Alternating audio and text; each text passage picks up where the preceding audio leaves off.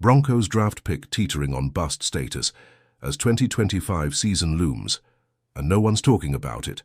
As the Denver Broncos gear up for another critical season, one of their recent draft investments is quietly approaching a crossroads, and alarmingly few are taking notice.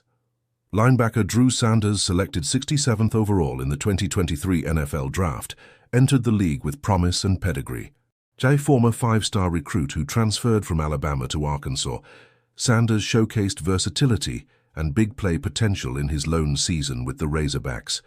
The Broncos saw enough to take a calculated swing, betting on his upside and late-blooming trajectory.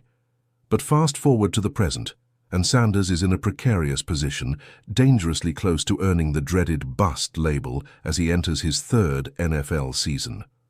Despite not being a first or second-round pick, Sanders arrived in Denver carrying a heightened set of expectations. The shadow of the Russell Wilson trade, which stripped the team of premium draft capital, meant that every selection had to count.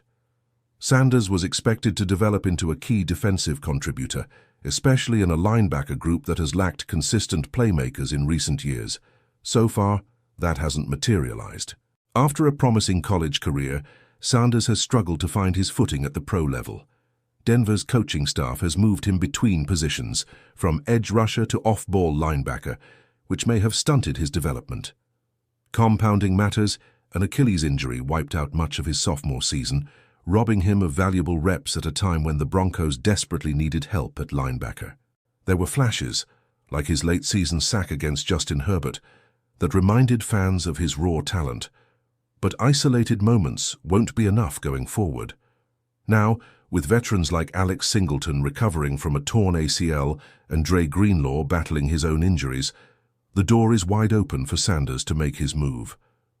The 2025 offseason may not be his final shot, but it's certainly his best chance yet to stake a claim to a starting role and quiet any doubts about his long-term potential.